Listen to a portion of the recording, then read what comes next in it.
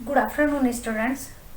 संस्कार भारती की online classes में आपका स्वागत है। देखो, अपना पिछला जो टॉपिक चल रहा था वो जनसंख्या के वितरण और घनत्व को प्रभावित करने वाले कारक हैं, वो अपने कंप्लीट हो चुके हैं। आज अपन विश्व जनसंख्या का वितरण पढ़ेंगे। विश्व जनसंख्या का वितरण यानी कि जनसंख्या का जो वितरण है वो हर क्षेत्र, हर देश के अंदर, विश्व के अंदर आपके 7 महाद्वीप आ जाते हैं। महाद्वीप और महासागर, विश्व का नाम जहाँ पे आ जाता है तो आपके महासागर और महाद्वीप सारे इसी के अंदर सम्मिलित किए जाते हैं। तो पूरे ग्लोब की अगर बात करते हैं, संपूर्ण ग्लोब की, तो लगभग आपका क्या है, 20, लगभग कहा जाता है कि 80% जनसंख्या है वो आपके क्या है, 20 डिग्री अक्षांशों के मध्य ही पाई जाती है। यानी कि अगर देखा जाए तो आपका जो उत्तरी गोलार्ध है, 2 गोलार्ध है विश्व के अंदर। ग्लोब की अगर चर्चा करते हैं तो ग्लोब है वो 2 रूपों के अंदर बटा हुआ है। उत्तरी गोलार्ध, उत्तरी गोलार्ध, और दूसरा है दक्षिणी गोलार्ध।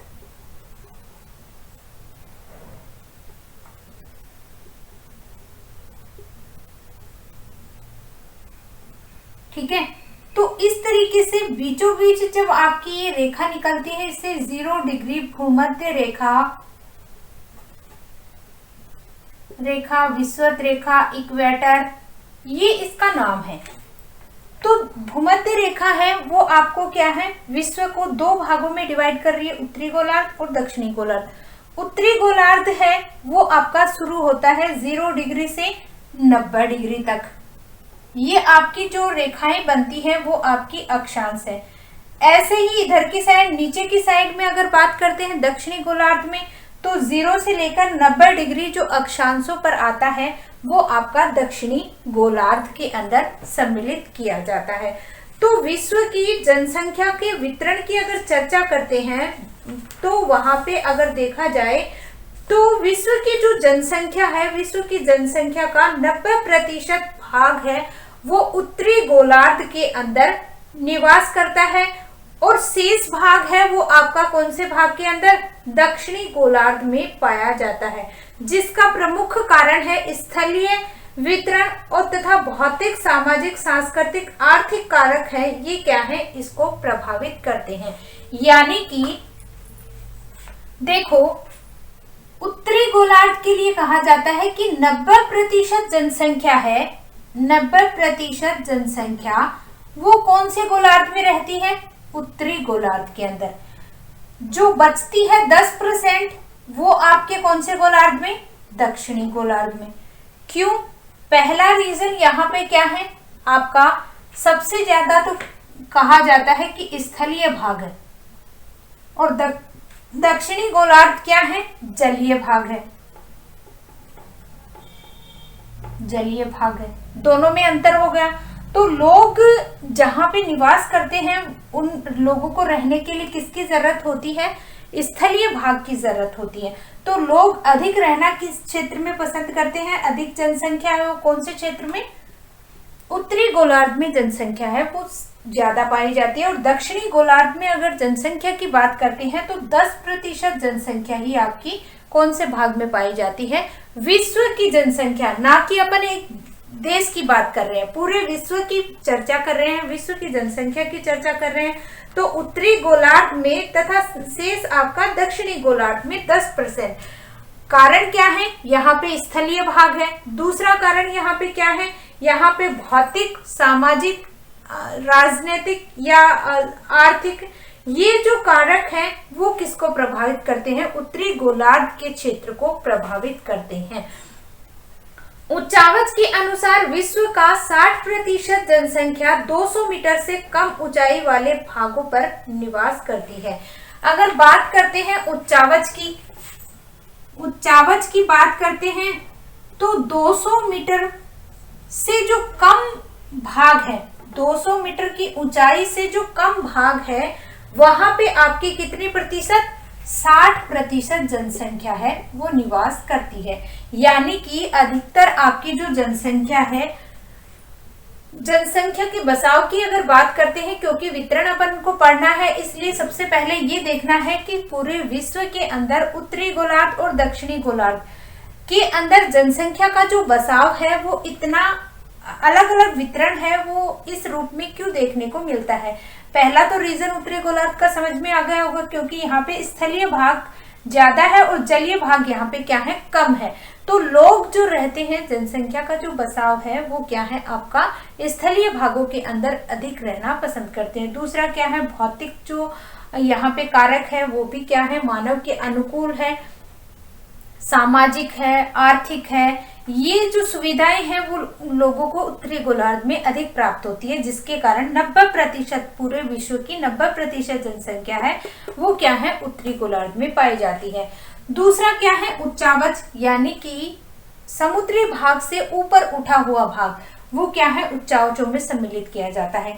तो 200 मीटर की जो ऊंचाई है, 200 मीटर की ऊंचाई वाले क्षेत्रों के अंदर आपकी कितने प्रतिशत, 60% जनसंख्या है वो पाई जाती है। 200 मीटर से कम ही होनी चाहिए। और स्थानिक वितरण के अनुसार आपका क्या है, 20 से 40 डिग्री उत्तरी अक्षांशों के मध्य विश्व की 50% से अधिक जनसंख्या है वो निवास करती है। यानी कि देखो, ये आपका 0 है, ये 20 डिग्री अक्षांश, ये 40 डिग्री, 60 डिग्री,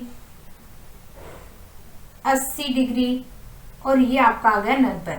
ऐसे ही ये 20 डिग्री, 40 डिग्री,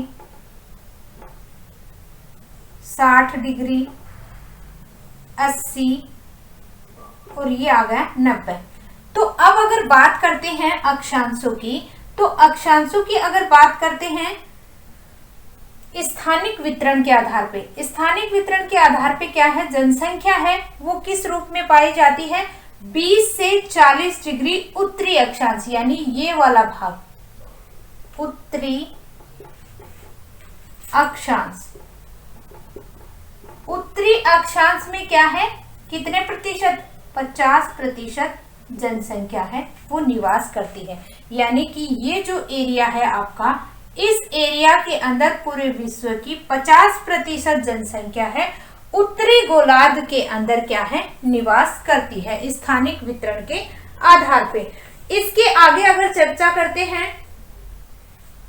तो आपका क्या है, जिसका मुख्य भाग एशिया में आता है, यानी कि ये जो पार्ट है आपका एशिया वाला पार्ट है, और एशिया का दक्षिणी पूर्वी भाग के अंदर जनसंख्या है वो अधिक पाई जाती है। और इसी के साथ साथ अगर बात करते हैं तो एशिया का, जबकि एशिया में और जबकि 40 से 60 डिग्री अक्षांशों के मध्य आपकी 30% जनसंख्या है वो निवास करती है। और 40 से 60 यानी कि ये जो एरिया है यहां वाला, यहाँ पे आपकी कितनी प्रतिशत, 30% जनसंख्या है वो निवास करती है, जो आपका क्या है, यूरोप, और ये आपका क्या है, एशिया,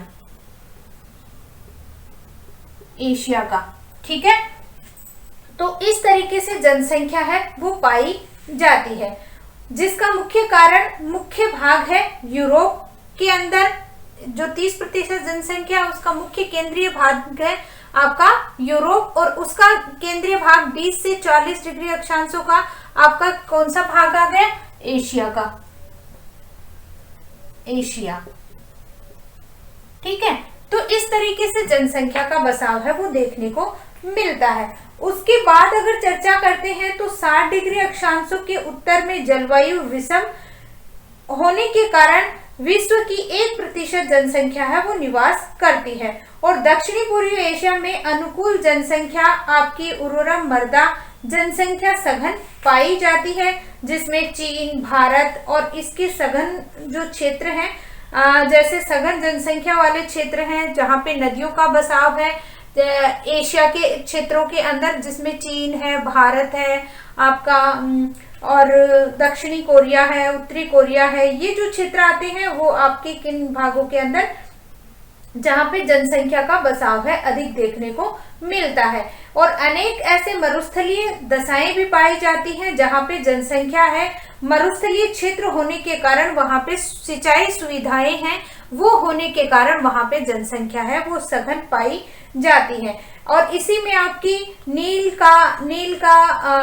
मिस्र का नील नदी क्षेत्र और रेगिस्तान का थार मरुस्थल, इंदिरा गांधी नहर प्रमुख होने के कारण यहाँ पे जनसंख्या है वो क्या है अधिक देखने को मिलती है। तो 60 से ऊपर की ओर अगर जाते हैं उत्तर की भाग के अंदर, तो यहाँ पे क्या है जनसंख्या 1% पाई जाती है। क्यों पाई जाती है? क्यों जैसे जैसे ऊपर की ओर जाते हैं तो जलवायु है वो विषम पाई जाती है, विषम जलवायु पाई जाती है, जिसके कारण जनसंख्या का बसाव है वो धीरे धीरे यहाँ पे क्या है शून्य रह जाता है। तो इस तरीके से क्या है आपका जनसंख्या का बसाव है वो विश्व के अंदर अलग क्षेत्रों में देखने को मिलता है। ये ग्लोब के आधार पे आप लोगों को समझ में आ गया होगा कि भूमध्य रेखा से ग्लोब है उसको दो हिस्सों में बांटा है, उत्तरी गोलार्ध, दक्षिणी गोलार्ध। उत्तरी गोलार्ध के अंदर आपकी जनसंख्या है वो 90% देखने को मिलती है और 10% जनसंख्या है वो दक्षिणी गोलार्ध में पाई जाती है। 20 से 40 डिग्री अक्षांशों के मध्य आपकी 50% जनसंख्या रहती है। 40 से 60 के मध्य आपकी जनसंख्या 30 रहती है। 20 से 40 डिग्री अक्षांशों के मध्य एशिया के लगभग क्षेत्र आते हैं और 20 आपका 30 से जो 40 से 60 डिग्री अक्षांशों के मध्य आपकी 30% जो जनसंख्या निवास करती है वो यूरोप का केंद्र आता है। और उसके बाद आपके 60 डिग्री अक्षांशों के ऊपर की ओर अगर जाते हैं उत्तरी क्षेत्रों में, तो आपका जनसंख्या का बसाव है वो 1% और धीरे धीरे आपका जनसंख्या है वो कम होती चली जाती है। क्यों होती चली जाती है? विषम जलवायु या विषम परिस्थितियों के कारण जनसंख्या है वो कम हो जाती है। ठीक है, तो बात कर लेते हैं अभी जनसंख्या वितरण की।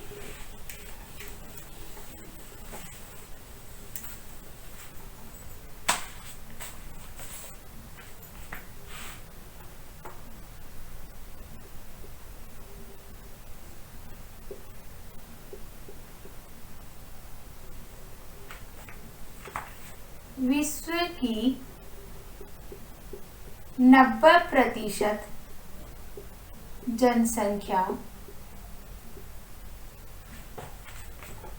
उत्तरी गोलार्ध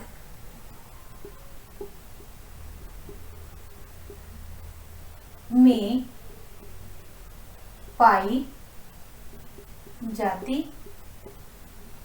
है।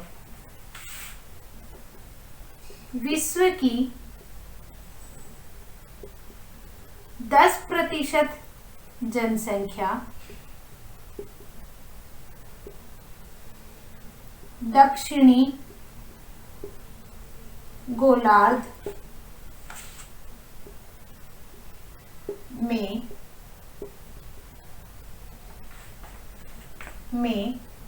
पाई जाती है। दक्षिणी गोलार्ध में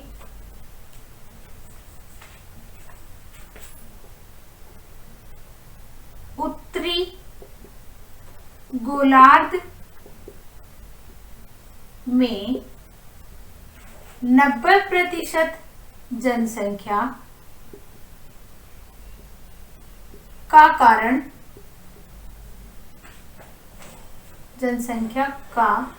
कारण स्थलीय भौतिक सामाजिक आर्थिक कारक माने जाते हैं।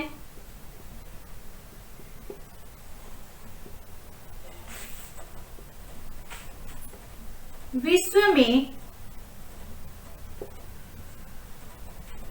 20 डिग्री से 40 डिग्री अक्षांशों के मध्य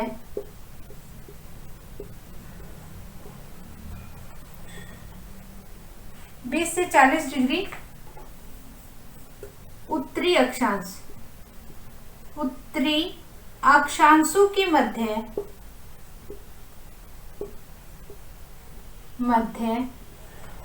50% जनसंख्या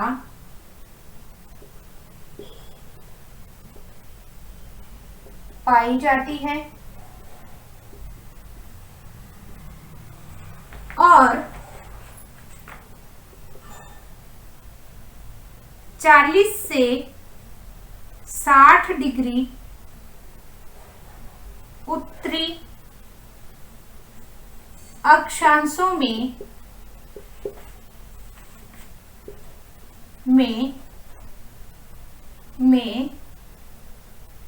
30% जनसंख्या पाई जाती है। इसका केंद्रक यूरोप को माना जाता है।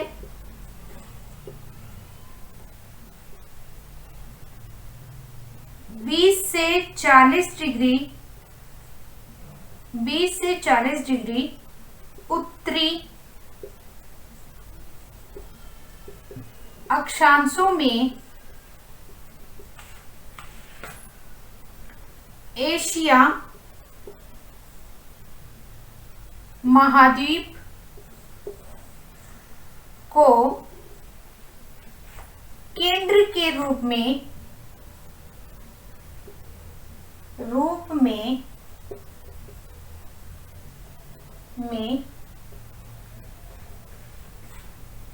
जाना जाता है।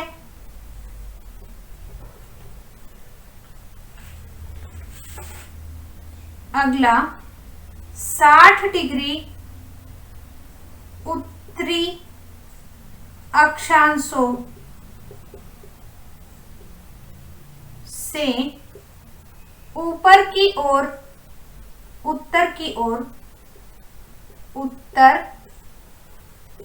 ओर जनसंख्या 1% व धीरे धीरे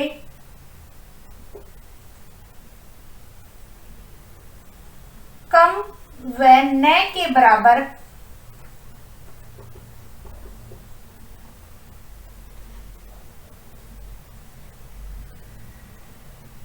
के बराबर होने लगती है। इस तरीके से क्या है, जनसंख्या का वितरण है वो विश्व में देखने को मिलता है। आगे चर्चा करते हैं। अगर इसका स्क्रीनशॉट लेना चाहते हो तो ले सकते हो। कम जनसंख्या होने का कारण, क्योंकि यहाँ विषम जलवायु पाई जाती है। इसका स्क्रीनशॉट लेना चाहते हो तो ले सकते हो।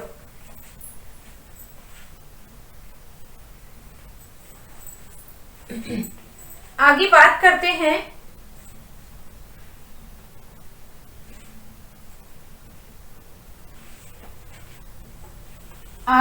करते हैं जनसंख्या के वितरण की।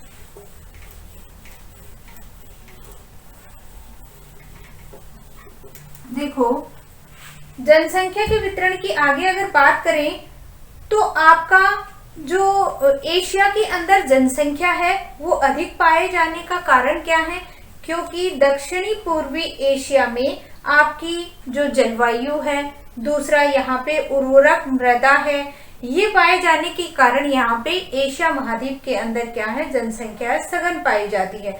दूसरा, अगर चीन की बात करते हैं तो 65% जनसंख्या है वो क्या है, चीन की वो क्या है, समुद्र तटीय क्षेत्रों के आसपास क्या है, निवास करती है। तो समुद्र तटीय क्षेत्रों के आसपास निवास करने के कारण वहां पे जो जलवायु है वो लोगों की क्या है, अनुकूल पाई जाती है, जिसके कारण यहाँ पे जनसंख्या है वो क्या है, सघन पाई जाती है। कौन से क्षेत्रों में, समुद्र तटीय क्षेत्रों में। तो अगर आगे चर्चा करें अपन विश्व की जनसंख्या के वितरण की, तो इन्हें क्या है, विश्व की जनसंख्या के वितरण की दृष्टि के आधार पे इन्हें पूरे विश्व को 3 भागों के अंदर बांटा गया है। जनसंख्या वितरण की दृष्टि से जनसंख्या वितरण की दृष्टि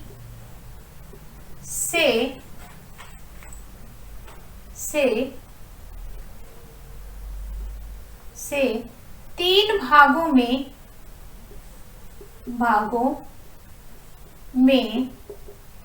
बांटा गया है।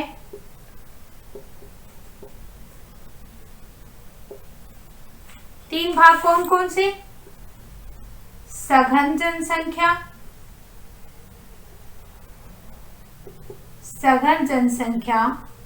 वाले क्षेत्र, सघन जनसंख्या वाले क्षेत्र। दूसरा या प्रदेश, क्षेत्र या प्रदेश। दूसरा विरल जनसंख्या प्रदेश। और तीसरा सामान्य जनसंख्या प्रदेश। विश्व के जनसंख्या वितरण को क्या है, 3 हिस्सों के अंदर रखा गया है। सघन जनसंख्या यानी कि बहुत बड़ी जनसंख्या वाले प्रदेशों को एक क्षेत्रों के अंदर, जैसे आपका भारत है, चीन है, आपका फ्रांस, जर्मनी, जापान, दक्षिणी कोरिया, इन क्षेत्रों के अंदर क्या है, सघन जनसंख्या मतलब बहुत ज्यादा जनसंख्या निवास करती है, उनको क्या है, अलग प्रदेशों के अंदर रखा गया है। दूसरा क्या है, विरल जनसंख्या। विरल का मतलब होता है कम जनसंख्या, ऐसे क्षेत्र जहाँ पे क्या है, कम जनसंख्या पाई जाती है। जैसे विरल जनसंख्या वाले या तो क्या है, पहाड़ी क्षेत्र होंगे, या क्या है, अत्यधिक जहाँ पे ठंड पड़ती हो, या बहुत ऊंचे जो क्षेत्र होते हैं वो क्षेत्र, या जहाँ पे क्या है, बहुत ज्यादा क्या है, तापमान रहता है, या मरुस्थलीय क्षेत्र है जहाँ पे क्या है, कम जनसंख्या पाई जाती है। और एक है आपका सामान्य जनसंख्या, जो ऐसे क्षेत्र जहाँ पे क्या है, ना तो अधिक जनसंख्या है और ना ही कम जनसंख्या है, तो वो क्या है, आपके मध्यम जनसंख्या वाले या सामान्य जनसंख्या वाले क्षेत्र कहलाते हैं। तो इस तरीके से जनसंख्या के वितरण को 3 हिस्सों के अंदर बांटा गया है, सघन जनसंख्या, विरल जनसंख्या और सामान्य जनसंख्या। अब अपन क्या है, विस्तार से इसकी चर्चा करेंगे। सबसे पहले पढ़ेंगे सघन जनसंख्या के प्रदेश। सघन जनसंख्या के प्रदेश।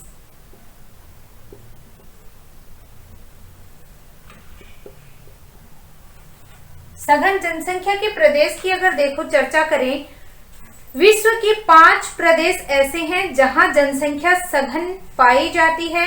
जहां सघन जनसंख्या अगर पाई जाती है तो 100 व्यक्ति प्रति वर्ग किलोमीटर से क्या है, अधिक है। इन प्रदेशों में पूर्वी एशिया का जो चीन, जापान, दक्षिणी कोरिया, ताइवान, हांगकांग, दक्षिणी एशिया के भारत, पाकिस्तान, श्रीलंका, बांग्लादेश, नेपाल और संपूर्ण दक्षिणी पूर्वी एशिया, उत्तरी पश्चिमी Europe, great Britain, Germany, Holland, Netherlands और Belgium, France, Ireland, Denmark, Italy, आपका पूर्वी उत्तरी अमेरिका, उत्तरी पूर्वी संयुक्त राज्य अमेरिका, दक्षिणी पूर्वी कनाडा, ये देश हैं, ये प्रमुख माने जाते हैं।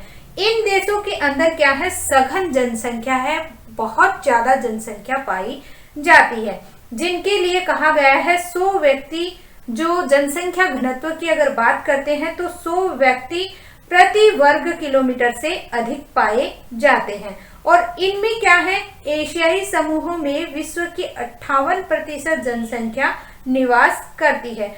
एशियाई जनसमूह है, एशियाई समूह है, यानी कि आगे मैं आपको 4 महाजन समूह पढ़ाऊंगी, जिसमें एशिया महाद्वीप, एशिया है, अमेरिका है, अफ्रीका है और यूरोप आगे है, वो जो महासमूह है उनके बारे में चर्चा करेंगे।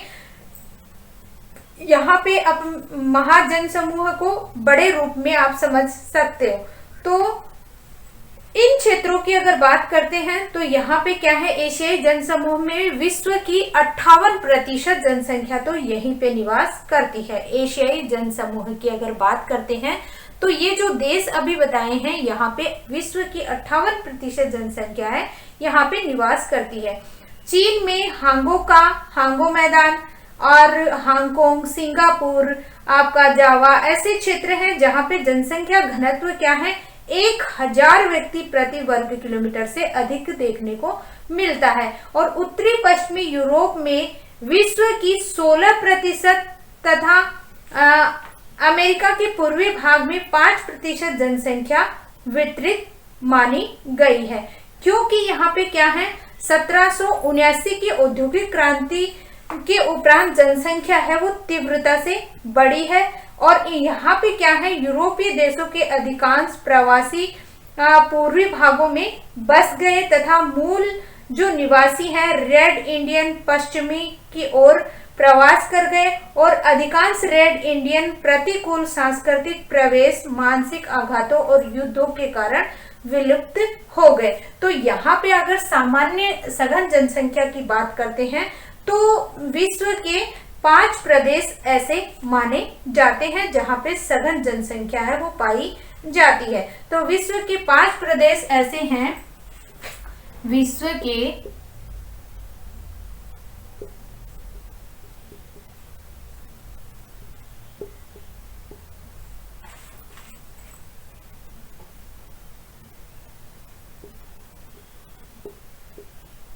सघन जनसंख्या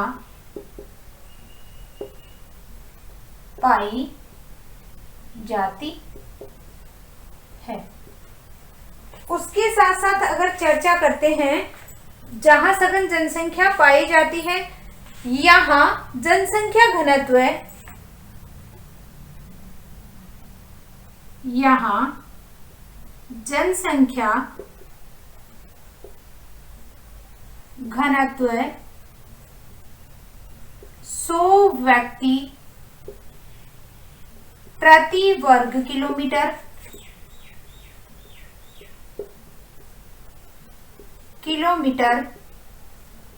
पाए जाते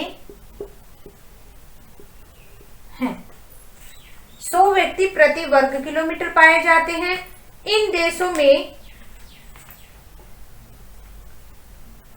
देशों में पूर्वी एशिया में चीन, जापान, दक्षिणी कोरिया,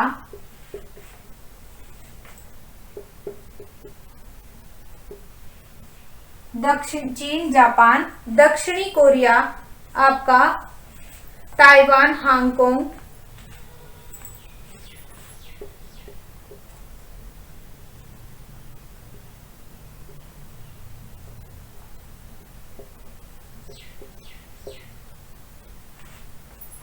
वह दक्षिणी एशिया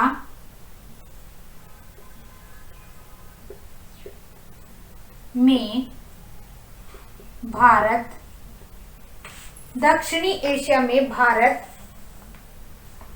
बांग्लादेश, नेपाल, पाकिस्तान, दक्षिणी एशिया में Bharat, Bangladesh, Pakistan,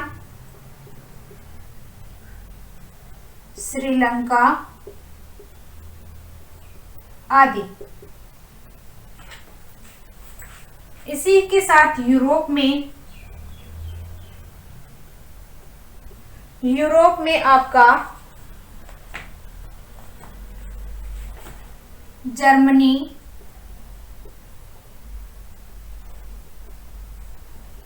France, Britain, Belgium,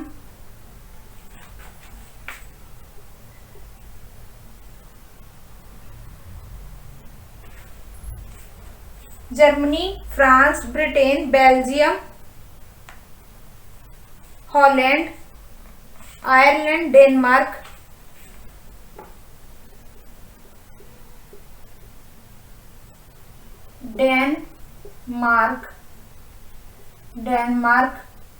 Spain, Italy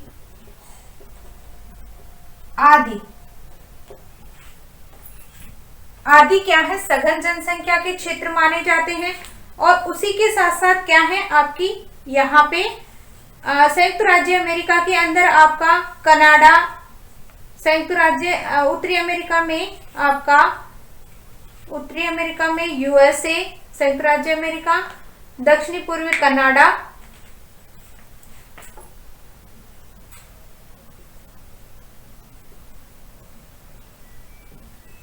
उत्तरी अमेरिका में दक्षिणी पूर्वी कनाडा व संयुक्त राज्य अमेरिका आदि आते हैं। जहां पे क्या है आपकी जनसंख्या है वो सघन पाई जाती है। इसका स्क्रीनशॉट लेना चाहते हो तो ले सकते हो।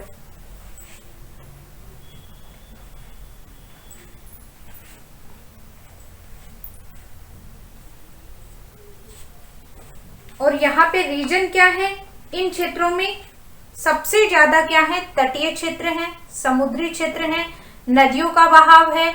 दूसरा मैंने आप लोगों को बताया है कि यहाँ पे नदियों का बहाव होने के साथ साथ यहाँ पे इन क्षेत्रों की अगर बात करें तो जनसंख्या है, तीव्र जनसंख्या औद्योगिकरण के कारण यहाँ पे बढ़ी है।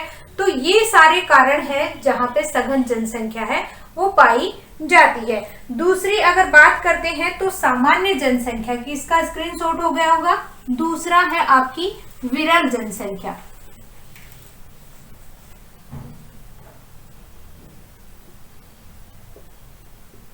विरल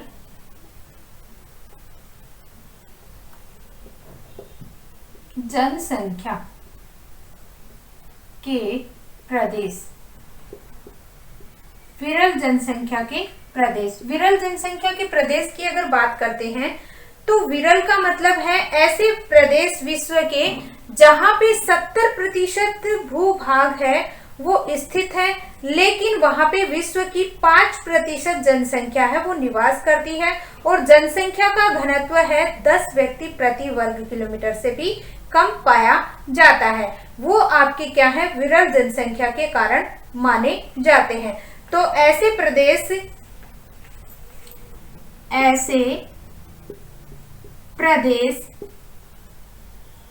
जहां 70%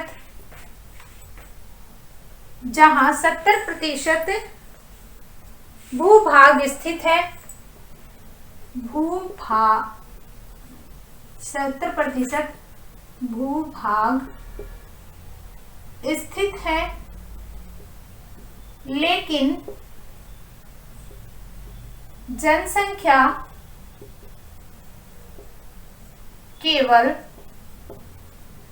5% निवास करती है। जनसंख्या घनत्व यहाँ जनसंख्या घनत्व 10 व्यक्ति प्रति वर्ग किलोमीटर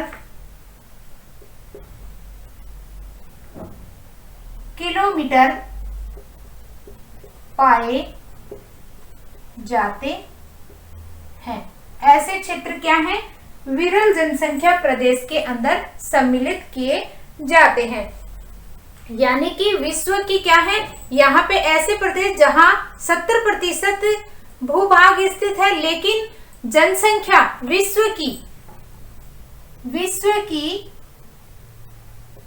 की जनसंख्या केवल 5% निवास करती है। और यहाँ जनसंख्या का क्या है? घनत्व।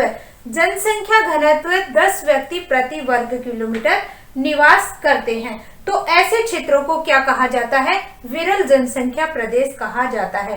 रीजन क्या है यहाँ पे? क्योंकि पहली तो क्या है, उच्चावच और जलवायु की विषम परिस्थितियां होने के कारण यहाँ पे विरल जनसंख्या है वो पाई जाती है।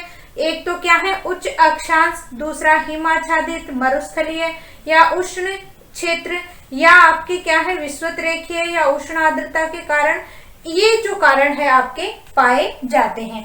इन क्षेत्रों में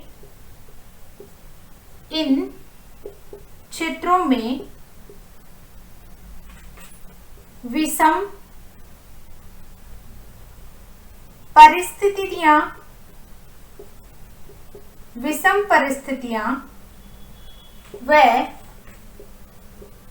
जलवायु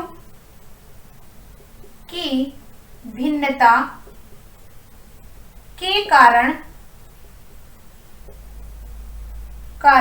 जनसंख्या विरल पाई जाती है। जैसे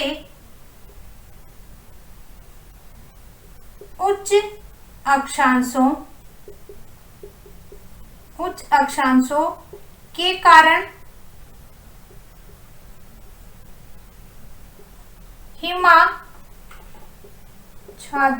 हिमाच्छादित क्षेत्र, मरुस्थलीय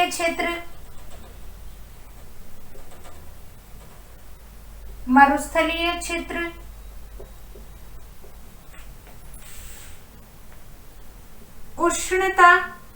उष्णार्द्र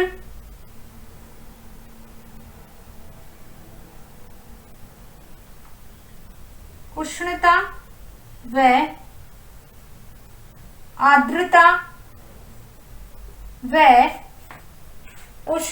आर्द्रता और कौन से क्षेत्र आपके के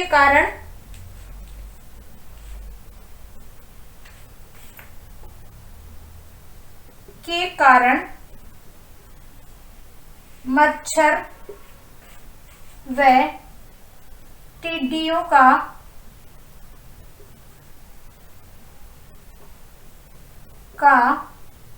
प्रकोप व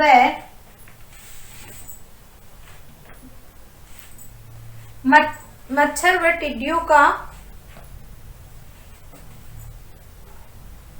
व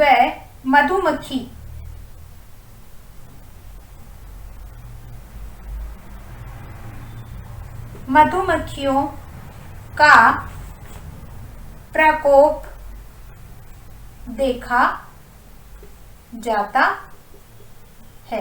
तो ये क्या है, आपके विरल क्षेत्र कहलाते हैं। विरल क्षेत्रों में ये आता है। इसका स्क्रीनशॉट लेना चाहते हो तो ले सकते हो। अगला है आपका सामान्य जनसंख्या प्रदेश। सामान्य जनसंख्या प्रदेश के अंदर क्या होती है? ना तो अधिक जनसंख्या, देखो दो तो आपके क्या हो गए, यहाँ पे तो जनसंख्या सघन का मतलब यहाँ पे तो जनसंख्या बहुत ज्यादा है, और एक इसके विपरीत हो गया जहाँ पे जनसंख्या है वो कम पाई जाती है। तो दोनों के अंदर यहाँ पे तो 100 व्यक्ति प्रति वर्ग किलोमीटर के अंदर, और यहाँ पे क्या है 10 व्यक्ति प्रति वर्ग किलोमीटर। तो दोनों में अंतर हो गया ना कि 90%, यानी कि बहुत ज्यादा आवश्यकता से अधिक जनसंख्या जैसे जावा है, इन क्षेत्रों के अंदर तो क्या है 1000 व्यक्ति प्रति वर्ग किलोमीटर भी निवास करते हैं। जैसे आपका जावा है, हांगकांग है, पूर्वी तट है, सिंगापुर है, इन क्षेत्रों की अगर बात करते हैं तो यहाँ पे 1000 व्यक्ति प्रति वर्ग किलोमीटर भी निवास करते हैं। और विरल जनसंख्या वाला क्या हो गया आपका, जहाँ पे आवश्यकता से अधिक ऊंचे क्षेत्र हैं और उच्च अक्षांश वाले हैं, जहाँ पे बहुत ज्यादा ठंड होती है, बर्फ जमी रहती है, और पर्वतीय क्षेत्र है, आपका हिमाच्छादित क्षेत्र है, मरुस्थलीय क्षेत्र है, जहाँ पे आर्द्रता पाई जाती है, बहुत ज्यादा गर्मी पड़ती है। तो ये क्या है, आपके विरल क्षेत्र कहलाते हैं। अब बात करते हैं सामान्य जनसंख्या प्रदेश की। तो सामान्य जनसंख्या प्रदेश की अगर बात करते हैं तो यहाँ पे क्या है, व्यक्ति की क्या है, अनुकूल जनसंख्या पाई जाती है। व्यक्ति के अनुकूल जनसंख्या, व्यक्ति के अनुकूल परिस्थितियां पाई जाती हैं, जिनके कारण व्यक्ति है वो क्या है, अपना निवास है वो करता है। जैसे आपका एंडीज पर्वत पर प्रतिकूल दशाओं के होते हुए भी क्या है, यहाँ पे क्या है, तांबे की उपलब्धता के कारण चिली की चुकाई कामटा और कनाडा का यूरोपियन जो क्षेत्र है, यूरोपियन क्षेत्र कनाडा के अंदर, कनाडा में यूरेनियम और यूरेनियम शहर में यूरेनियम के कारण तथा पश्चिमी ऑस्ट्रेलिया में स्वर्ण या सोने की खान होने के कारण जनसंख्या है वो अधिक पाई जाती है। तो ये सारे कारण हैं कि यहाँ पे क्या है, सामान्य जनसंख्या है वो पाई जाती है। परिस्थितियां क्या होती हैं, यहाँ पे कभी अनुकूल होती है, कभी आपकी प्रतिकूल पाई जाती है। लेकिन यहाँ पे क्या है, अनेक अलग अलग क्या है, आपके खनिज है, या जो आपके जैसे जो एंडीज पर्वत के पास में आपके तांबे के जो खान है, और कनाडा में यूरेनियम के भंडार पाए जाते हैं, ऑस्ट्रेलिया में आपके सोने की खान है वो पाई जाती है, जिसके कारण यहाँ पे जनसंख्या है वो पाई जाती है। उसी के साथ साथ अगर बात करते हैं जनसंख्या के साथ साथ में यहाँ पे, तो यहाँ पे क्या है, 2000 मीटर से अधिक ऊंचाई पर स्थित है जो समुद्र तल से, तो वहां पे लापोज का विश्व का क्या है, ऊंचाई वाला सबसे ऊंचा शहर है वो देखने को मिलता है, जिसके कारण यहाँ पे जो ऊंचाई वाले क्षेत्रों के अंदर भी जनसंख्या है वो निवास करती है। तो बात कर लेते हैं सामान्य जनसंख्या प्रदेश की। सामान्य जनसंख्या प्रदेश ऐसे प्रदेश, भौगोलिक प्रदेशों में पारिस्थितिकी जनसंख्या के लिए सामान्य दशाएं प्रदान करते हैं। ऐसे प्रदेश जनसंख्या के लिए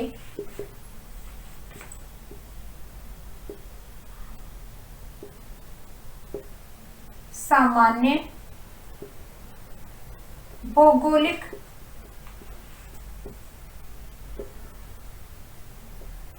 दशाएं प्राप्त कराते हैं। जैसे एंडीज पर्वत के पास तांबे की खानें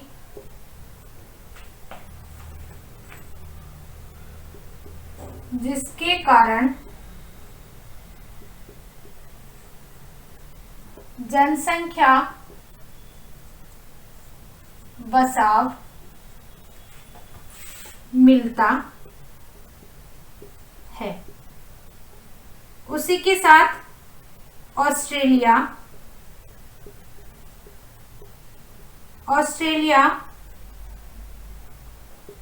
मरुस्थलीय क्षेत्रों में आने के कारण भी जनसंख्या बसाव सामान्य पाया जाता है। कारण सोने की खाने। ठीक है। उसी के साथ साथ क्या है, उदाहरण के रूप में देखा जाए तो आपका कनाडा के यूरेनियम कनाडा में यूरेनियम की मात्रा पाई जाती है, जिससे क्या है यहाँ पे सामान्य जनसंख्या प्रदेश के अंदर इसको सम्मिलित किया जाता है। इसी प्रकार आपके आर्थिक कारणों से स्विट्जरलैंड का गैलीवीरा जहाँ पे लोहा एस्क, कनाडा का यूकैन, घाना व अलास्का का क्षेत्र है जहाँ पे सोना निकाला जाता है। साइबेरिया के अंदर आपका सोना व तेल दोनों निकाले जाते हैं, जिससे जनसंख्या है वहां पे बस गई है। दूसरा आपका साइबेरिया भी देख लेते हैं। साइबेरिया में सोना व तेल निकाला जाता है, जिससे जनसंख्या का सामान्य बसाव हुआ है। तो इस तरीके से क्या है, जनसंख्या के वितरण को 3 हिस्सों में बांटा गया है: सघन जनसंख्या, विरल जनसंख्या, सामान्य जनसंख्या। तो आज के लिए बस इतना ही, आगे कल पढ़ेंगे। धन्यवाद।